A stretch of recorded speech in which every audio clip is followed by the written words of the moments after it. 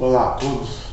Em vídeos anteriores nós vimos a mecânica quântica e as equações de Maxwell que definem toda a nossa tecnologia atual e futura. Hoje nós veremos uma coisa enigmática, espetacular, fantástica da natureza, que são os chamados raios cósmicos. Bom, vocês estão vendo que aqui está entre aspas, né? Que não são raios, são partículas. Nós veremos o que realmente é isso. Isso aqui é um grande enigma da natureza e em 1945 intrigou muitos físicos e até hoje não se sabe muito bem a origem desse fenômeno. A gente sabe muitos efeitos dele. Só para lembrar rapidamente, né, do núcleo atômico, estou mostrando aqui um átomo de Z igual a 4 e tem 4 prótons no núcleo, 4 nêutrons, circundados, entre aspas, né, por 4 elétrons, né, totalmente fora de escala, porque essa primeira camada eletrônica, a camada K, estaria a mais de 500 metros de distância desse núcleo atômico, né, essa camada L a uns 5.000 metros de distância. Os números quânticos aqui dos elétrons é dado pela equação de Schrödinger, né, e aqui no núcleo atômico é uma física um pouquinho diferente da equação de Schrödinger. Aqui tem vários modelos que foram surgindo com o passar do tempo, e cada modelo explicava um fenômeno nuclear. Né? Modelo de camadas, o modelo de gás de Fermi, o modelo da gota líquida. E o que interessa para nós entendermos os raios cósmicos, é saber que, na realidade, a gente tem 4 forças básicas na natureza. A força forte, que mantém os núcleos atômicos unidos, né, chamada força nuclear, a maior força conhecida da natureza. Ela é 100 vezes maior que a força do decaimento beta, quando esse núcleo irradia, também chamada de força eletrofraca, que é cerca de 10 a 30 vezes maior do que a força elétrica, essa força forte aqui, força nuclear. Por isso que quando a gente fissiona um átomo, né, a energia é monstruosa, a famosa bomba atômica. Né? Que os americanos, para testar essa equação de Einstein, jogaram em cima dos japoneses, né, 2 bombas atômicas, num ato de extrema covardia. E hoje Israel segue o mesmo exemplo dos americanos, né, porque Israel nada mais é do que um Estado norte-americano no Oriente Médio. E fica jogando bomba, foguetes, metralhando mulheres e crianças. Que na Palestina hoje não existe mais adultos, né, nem jovens, só sobrou mulheres e crianças. Israel fica jogando bomba em cima deles, chamando eles ainda de terroristas. Bom, mas vamos ao que interessa. Esse núcleo atômico aqui, em 1945, toda a mecânica quântica já estava estabelecida, né? A teoria da relatividade restrita, essa aqui é a equação de Einstein, a teoria geral da relatividade. Não se iludam com a simplicidade dessa equação, né? Isso aqui é o tensor de Einstein. Esse aqui é o tensor de energia e impulso. Essa equação, por exemplo, dependendo das condições iniciais, é uma equação tensorial, divide até em mais de 64 equações. O que aconteceu em 1945? Tudo isso estabelecido, né? O eletromagnetismo, a mecânica quântica, a teoria da relatividade restrita e generalizada, mas uma coisa muito estranha acontecia. Porque se a gente sabe que cargas de sinais opostos se atraem, apesar da força nuclear ser muito maior que a força elétrica, ela é de curtíssimo alcance. Então, a estabilidade nuclear era muito questionada, porque ele não deveria ser estável se eu tenho um núcleo aqui carregado positivamente. E a força, a partícula elementar que transmite essa força, que avisa uma partícula que tem uma força agindo, no caso da força nuclear, a gente chama de gluon, que o Kawa previu na época que seria um meson, que teria a massa entre a massa do elétron e a massa do próton. Uma partícula de massa média, menor que a massa do próton, maior que a massa do elétron.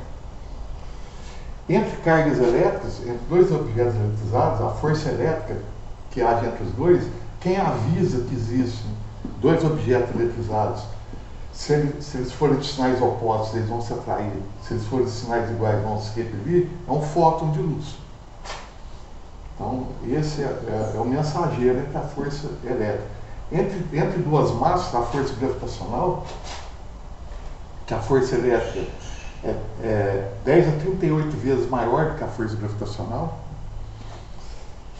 Quem mostra para as duas massas que existe uma força vindo entre elas é o graviton, até hoje não detectado. A massa do elétron, a massa do próton é 1840 vezes a massa do elétron. Esse aqui tem carga de 1,6 vezes 10 a menos 19 coulomb, esse aqui de mais 1,6 vezes menos 19 coulomb. Como eles têm cargas elétricas opostas, mas têm massa muito maior, então esse aqui é o famoso, é o que estão procurando hoje no LHC, né? O bóson de Higgs, que dá massa, que vai explicar porque que o próton tem massa muito maior que a massa do elétron. Bom, mas o que intrigava os físicos na época? Apesar desse núcleo não poderia ser estável, uma coisa muito interessante acontecia nos laboratórios de física. Aqui eu tenho um eletroscópio. Esse eletroscópio é um objeto muito simples, que mostra para a gente se chega perto dele um objeto que está eletrizado ou não. Por exemplo, ele é um objeto metálico, isso aqui é vidro, aqui tem uma rolha. Se eu aproximar um objeto carregado eletricamente positivo, o que vai acontecer? Ele vai atrair elétrons, carga de sinais opostos se atrai dos átomos, né? Os elétrons vão tentar ficar cada vez mais próximos da carga positiva. A gente sabe o que anda no metal é elétron, né? O próton não, porque ele está firmemente ligado no núcleo.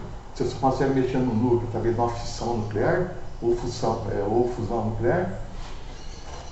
Atraindo os elétrons dos átomos, eles vão ficar com falta de elétron, ou seja, vão aparecer buracos, carga positiva. Após essa indução, como vai ficar a carga de mesmo sinal nessas duas perninhas do eletroscópio, ele vai abrir a perninha, indicando para mim que tem um objeto eletrizado se aproximando dele.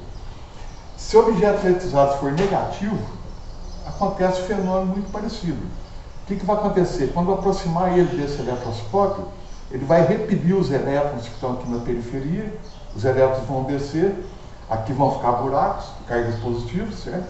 Quando os elétrons descerem para cá, aqui vai ficar negativo e aqui também negativo, carga de mesmo sinal se repele e ele vai abrir de novo a perninha, indicando para mim que aproximou o objeto eletrizado. Só que eu não sei se ele é positivo ou negativo, mas que ele está eletrizado, ele está. Isso acontecia nos laboratórios de física, em 1945. O cara deixava o eletroscópio num lugar isolado, sem carga elétrica, de repente o cara voltava lá, a perninha do eletroscópio abria. Ou seja, tinha algum objeto, alguma partícula elementar eletrizada nesse meio ambiente. Com emulsão nuclear, que é um gel que, quando incide uma partícula nele, ele faz um livre caminho médio desse gel, e através desse caminho a gente consegue calcular a massa dele, e o Cauã já sabia que era um méson, essa partícula que estava no meio ambiente. Mas esse méson, segundo a previsão de Yukawa, ninguém tinha detectado ainda, não sabia. E aí não sabia também que partícula que teria originado esse méson, porque o tempo de vida dele é muito curto. Na época já conheciam as partículas elementares, só existia o próton, o elétron e o nêutron, certo? O nêutron de massa igual à massa do próton, mas de carga zero. Então não tinha ainda detectado que partícula que era essa. Sabia que a massa era uma partícula média, que estava abrindo as perninhas do eletroscópio, que tinha uma massa entre a massa do elétron e a massa do próton, confirmando a previsão de Yukawa, previsão teórica, né? Mas ninguém conseguiu detectar. Aí vem o nosso amigo, que hoje a gente comemora o centenário dele, César Lattes, meu professor de teoria da relatividade, na década de 80, vai César Lattes, Occhialini Paulo e muitos outros cientistas tentar achar que partícula que era essa, de onde o cara estava vindo. Como o tempo de vida médio dela era muito curto, logicamente não era ela que estava chegando na atmosfera. Deveria ser o resultado do choque de outra partícula com algum átomo da atmosfera que estaria gerando esse mesmo. Então, muitos experimentos na época foram feitos em balões em alta altitude para ver que partícula que realmente estava chegando na atmosfera. E finalmente César Lattes descobre o Meson Pi. Eles vão em Chacaltaya, na Bolívia, lugar muito alto nos Andes, e ele finalmente, usando essa emulsão nuclear, ele consegue detectar esse meson. Foi a maior descoberta da física de todos os tempos, porque antes do Meson Pi, que Lattes conseguiu detectar na radiação cósmica, a física só conhecia o próton, o elétron e o nêutron. Então estava confirmada a previsão de Yukawa. E Yukawa ganha o Prêmio Nobel de Física em 1949. Powell, que coordenava na Inglaterra essa pesquisa, junto com Lattes e o Cialini, em 1950 ele ganha o Prêmio Nobel de Física. E César Lattes não ganhou nada com isso, né? Porque é brasileiro, terceiro mundista, né? A luta de classe também funciona entre países, né? Nesse caso, o Brasil fazia parte do proletariado e o Powell dos patrões. Mas ficou na história como a maior descoberta da história da física. Bohr, por exemplo, não gostou nada de Lattes não ter ganho o Prêmio Nobel de Física.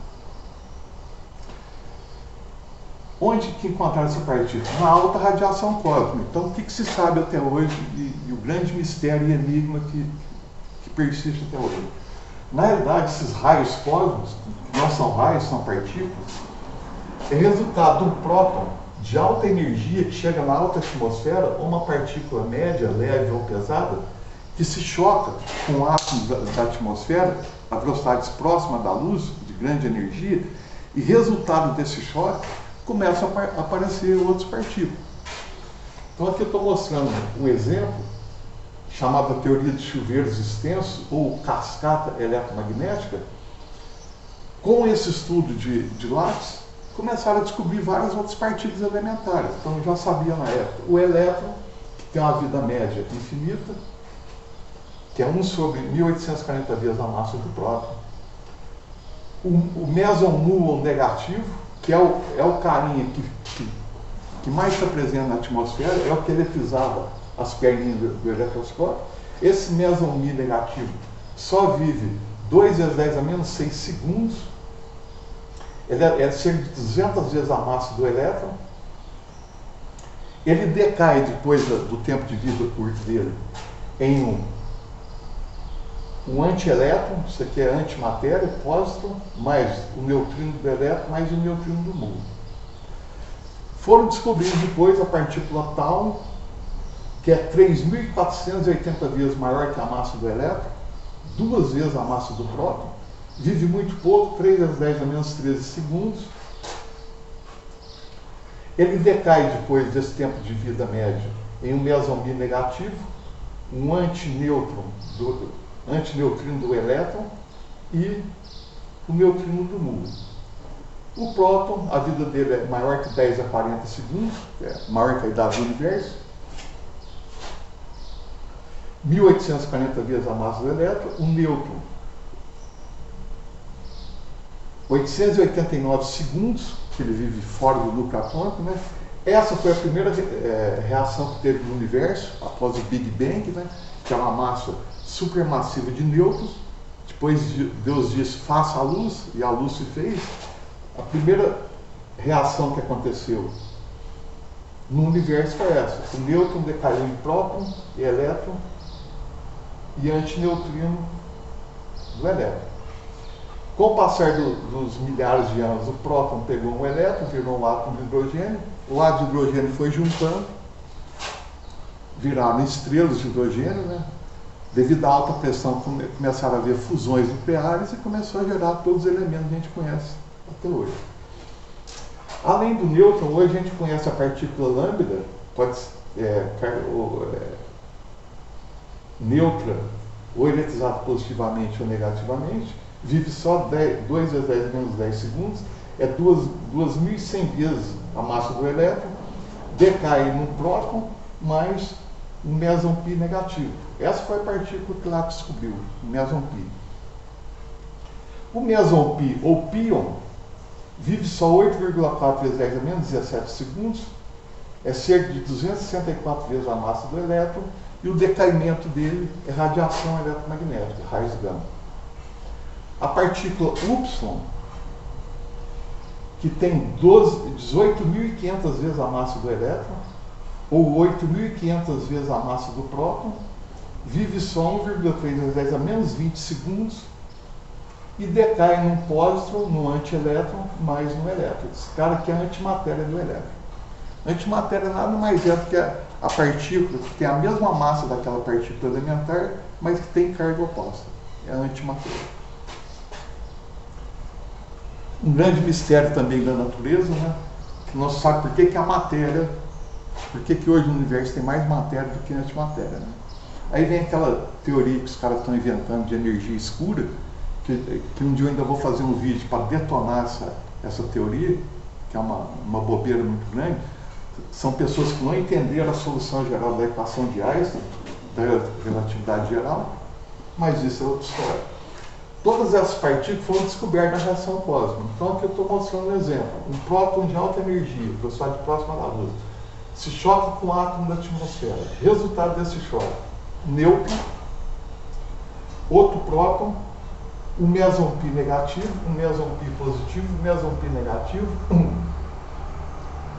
um antipróton, um antinêutron, uma partícula também calma. Hoje a gente tem mais de 100 partículas elementares, tá? Antes de Lattes, a gente só conhecia 3. Esses elementos vão decaindo, segundo a teoria de chuveiro extenso. Isso aqui a gente chama de cascata eletromagnética, parece um chuveiro mesmo. Então, na alta atmosfera acontecem esses choques, e que finalmente o que vai chegar aqui na superfície da Terra são mesons Mi negativos. Essas partículas eletrizadas é também que agem na acupuntura, quando você coloca um condutor, que é uma agulha de acupuntura, num ponto de acupuntura. Essa agulha, pelo efeito de pontas, atrai esses meson Mi negativos, e esses meson Mi negativos vão agir no hipotálamo, que comanda o sistema nervoso autônomo. Depois faremos um vídeo sobre isso, mostrando a física da acupuntura. Então, está aqui mostrado então que foi uma das maiores descobertas da história da física. Grandes mistérios ainda existem sobre os raios cósmicos. Ninguém sabe por que, até hoje, em toda a superfície da Terra, a radiação, essas partículas de alta energia que vão chocar na atmosfera, tem a mesma quantidade em todos os lados. Ou seja, esse bombardeio cósmico é simétrico em relação a toda a superfície da Terra. Não tem teoria ainda que mostre por quê. E também ninguém sabe por quê que aqui a gente tem o nosso planetinho, o planeta Terra, né? Ele tem um campo eletromagnético em volta. Segundo a teoria, dizem que o núcleo da Terra é ferro fundido, e quando você tem cargas elétricas em movimento, gera um campo magnético. Não é bem assim, porque o campo magnético ele precisa de carga, o movimento não pode ser muito aleatório. Se o núcleo atômico for muito quente, e não deveria gerar um campo magnético, tá? Então, uma teoria ainda, ninguém sabe por que tem esse campo magnético, e também por que há 360 anos atrás ele desapareceu misteriosamente, e 10 anos depois ele voltou. Tá? Então, isso ninguém sabe por que aconteceu isso ainda. Essa teoria dos raios cósmicos explica a aurora boreal. Tá? Quando uma partícula incide no campo magnético, se ela incidir na mesma direção do campo magnético, ela não sofre desvio nenhum. Se ela incidir perpendicularmente ao campo magnético, ela vai entrar em movimento circular em volta perpendicular à linha do campo magnético. Se ela incidir obliquamente, ela vai fazer um movimento helicoidal em volta da linha do campo eletromagnético. Essa é a origem da aurora boreal. Quando essa radiação cósmica encontra o campo magnético da Terra, onde ele é mais concentrado, no polo norte geográfico, que é o sul magnético, e no polo sul geográfico, que é o norte magnético, a diferença entre o sul magnético e o norte geográfico é cerca de 11 graus. Tá? Então as linhas de campo magnético saem no norte magnético, chegam no sul magnético. Esse aqui é o norte geográfico, esse aqui é o sul geográfico. Como que tem mais concentração de linhas de campo, essas partículas da radiação cósmica ficam presas ao campo magnético da Terra, dando origem à aurora boreal. Então, o que se sabe hoje? Que realmente César Lattes tinha razão, o resultado da descoberta dele foi excepcional, né? Deu origem a mais de 100 partículas elementares, né? Confirmando a previsão de Yukawa, mas não se sabe hoje ainda por que tem o campo magnético da Terra, por que ele algum dia desapareceu e pode desaparecer de novo, e por que essa radiação cósmica ela é simétrica em relação a toda a superfície do planeta. Obrigado e até mais.